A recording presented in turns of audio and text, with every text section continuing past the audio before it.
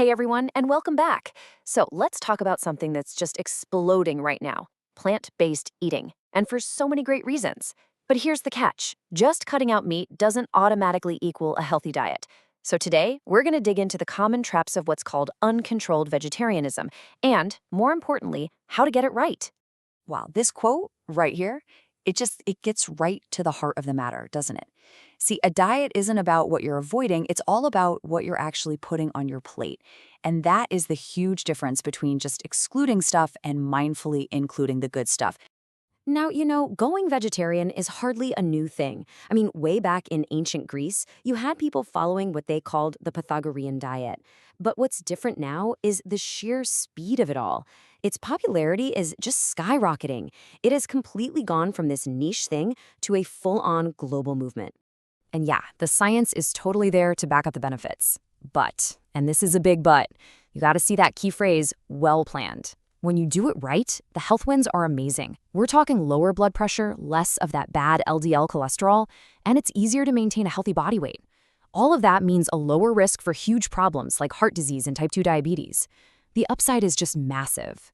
Okay, but that brings us from that perfect ideal to, well, the sometimes messy reality. Because simply not eating meat doesn't magically make your diet healthy.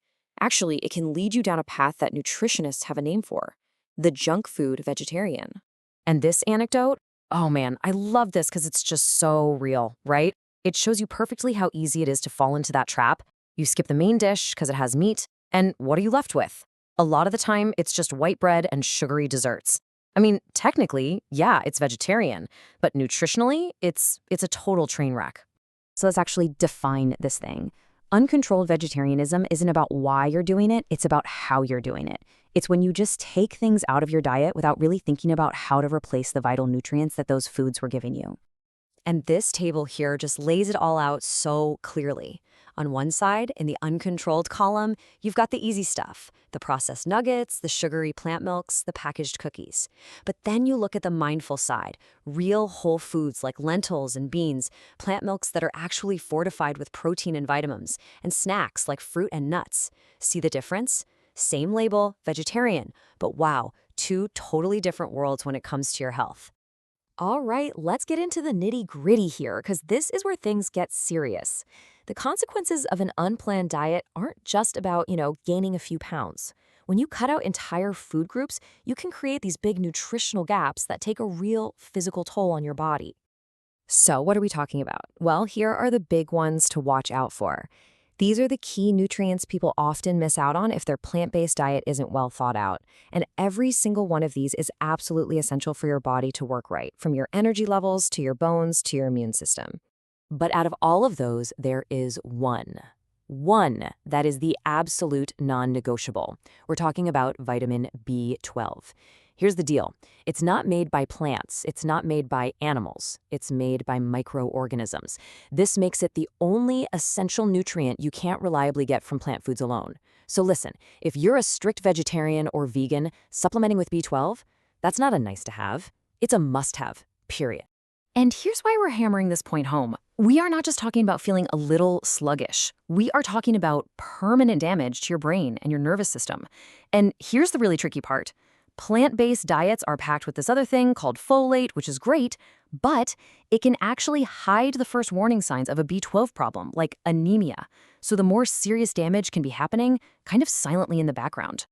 Okay, I know that was heavy, but don't worry. The good news, and there is really good news, is that all of this is 100% avoidable with just a little bit of planning. So let's switch gears and look at a super practical way to make sure you're on the right track. And this right here is the whole mindset shift you need. It's not about a bunch of complicated rules or things you can't have. A healthy plant-based diet is really just an exercise in mindfulness. It's about paying attention to what your body needs and making smart choices to give it just that. So here it is, your own personal checklist. 7 key questions to ask yourself. You don't have to be a dietitian, you just have to be aware. Ask yourself, how am I getting my B12? Where are my omega-3s coming from? What about iron and calcium?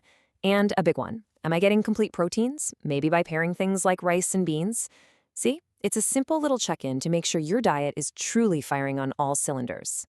All right, let's bring it all home. We've looked at the amazing potential, the common pitfalls, and the path to doing it right.